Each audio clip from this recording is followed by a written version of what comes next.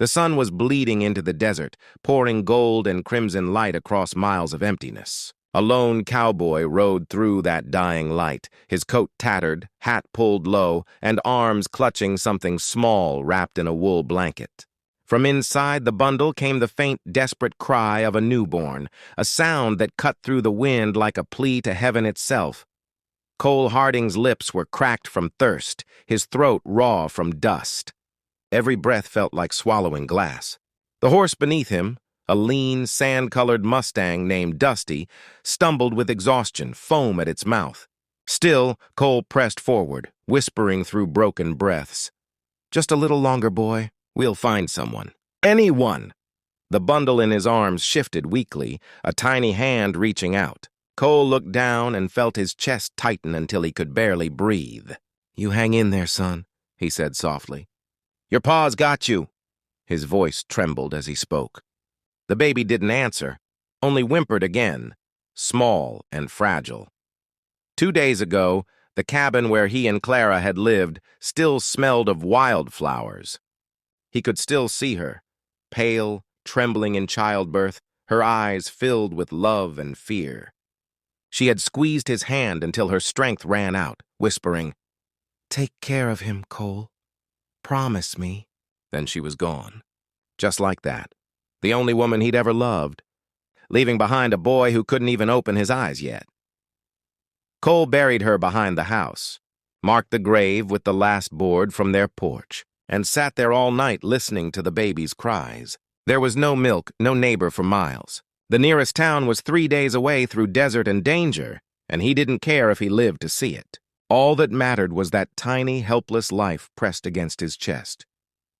By the second day, the wind turned fierce. Sand bit into his face like knives. He held the baby close, shielding him with his coat. The horse's steps slowed, its head hanging low. Cole could barely think straight. His body screamed for water, his lips split, and his eyes burned from lack of sleep. Every time the baby cried, his heart broke all over again. At dusk, he dismounted, cradled the boy, and looked up at the sky. A black dome scattered with cold stars. "You're stronger than me, son," he whispered, voice trembling. "I ain't got nothing left, but I'll keep riding till you get what you need." He pressed his ear to the baby's chest. Still breathing, faint but steady. That was enough. He forced himself back onto Dusty's saddle, ignoring the burning in his legs, the dizziness clouding his vision. His mind drifted between past and present. Clara's laughter, the scent of rain on her hair, the sound of her whispering his name. It all seemed like another life. Sometime around dawn, he saw smoke, faint, distant, rising beyond the cliffs. Civilization? Maybe a ranch. Maybe a trap. He didn't care. He kicked the horse into a weary trot. "Hold on, little one," he said, clutching the baby tighter. "Hold on for your ma." The closer he got, the clearer the smoke became. Not from chimneys, but campfires. Huts of hides and cedar stood in a small valley below, their roofs gleaming with morning dew. An Apache village. Cole froze. He'd heard stories. Men who wandered into Apache land didn't come back. But the baby whimpered weakly again, a sound so small it could barely rise above the wind. That decided it. He tugged the reins, guided the horse downhill, and prayed someone down there had milk to spare. The village dogs barked before he reached the edge. Warriors stepped out from behind the huts, their faces painted, bows drawn tight. Cole raised one shaking hand. "I don't want no trouble," he called out, voice hoarse. "I just need help," they shouted back in a language he couldn't understand. He felt the weight of a dozen arrows aimed at his chest. His knees gave out. Still clutching the bundle, he slid from the saddle and hit the sand hard. The baby started crying, weak, raspy, but alive. Cole forced himself to his knees, holding the child up toward them. "He needs milk," he shouted. "He'll die without it." For a moment, no one moved. Then a woman stepped forward, tall, proud, her black hair braided with feathers. Her dark eyes held no fear, only something deeper, something that looked like sorrow. The warriors lowered their bows slightly as she approached. She knelt before him, silent, and lifted the blanket just enough to see the baby's pale face. She looked at Cole, then back at the child, and something inside her changed. Without speaking, she took the baby from his arms, pressed him against her chest, and began to feed him. Cole watched, tears streaking through the dust on his face. The child's cries turned to soft, rhythmic breathing. Relief crashed through him like rain in a drought. He dropped his hat, bowed his head, and whispered, "Thank you, ma'am. Thank you." The desert wind softened, carrying the sound of the baby's calm breath through the still morning. Cole fell to the ground beside his horse, the world spinning into darkness. And as he slipped into unconsciousness, the last thing he saw was that woman, the stranger, cradling his son as if he'd been born from her own heart. Cole awoke to the smell of smoke and the sound of voices murmuring outside a tent. His body ached as if he had been trampled, but the first thing he did was look around for the bundle he had carried through the desert. Panic hit him like a hammer until he saw them. The Apache woman sitting cross-legged by the fire, his baby resting peacefully against her chest. The child was no longer pale and gasping. His tiny face was calm, full of color. The woman hummed a soft tune in her own language, a lullaby as old as the wind. Cole tried to sit up, his vision still hazy. The woman noticed and turned her head slightly. "You should rest," she said in broken English. "You were near death." Her voice was calm, steady, the kind of voice that could quiet even the storm inside him. He swallowed hard. "My boys, is he—" "Alive," she said. "He drinks well." Cole's throat tightened. He wanted to thank her, to tell her what that meant, but no words came. The fire cracked softly between them, filling the silence that words couldn't. He stared at her. The strong lines of her face, the streaks of sorrow behind her eyes. She was beautiful in a way that had nothing to do with softness and everything to do with strength. She saw him looking. "You are far from your people," she said. "Had to be," Cole answered quietly. "No one else left." He glanced at the baby. His ma, she didn't make it. The woman bowed her head slightly. "I am sorry.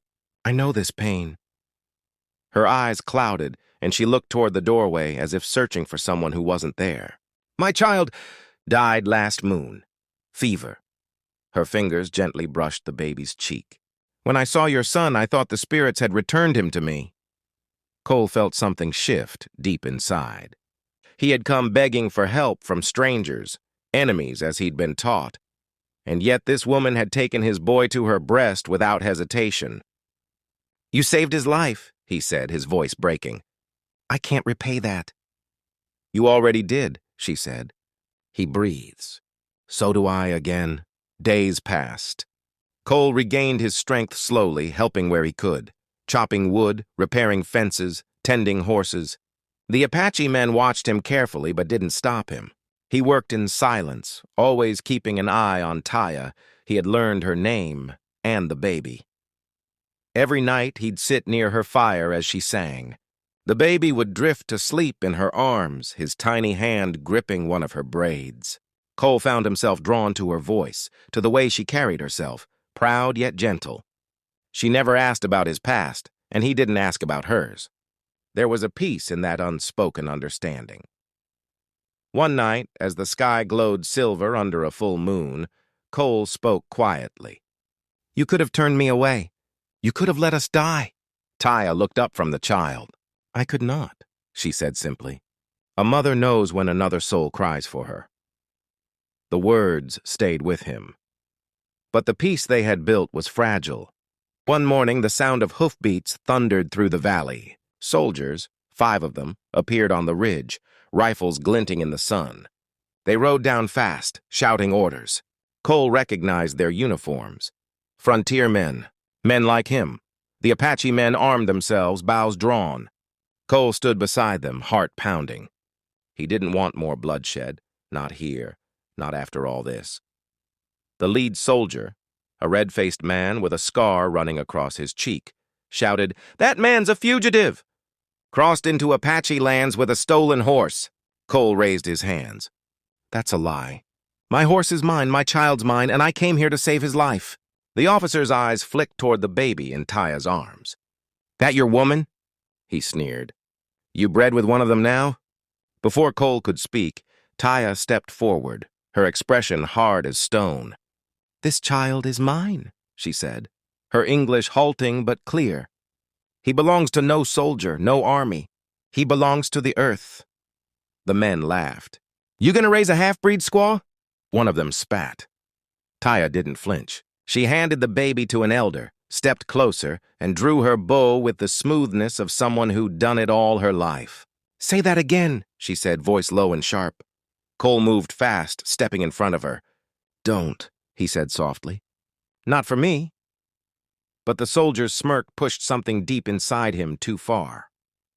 He'd lost one woman to cruelty and pain. He wouldn't stand by and lose another. In a heartbeat, he drew his revolver and aimed it right back. A silence heavier than the desert itself fell.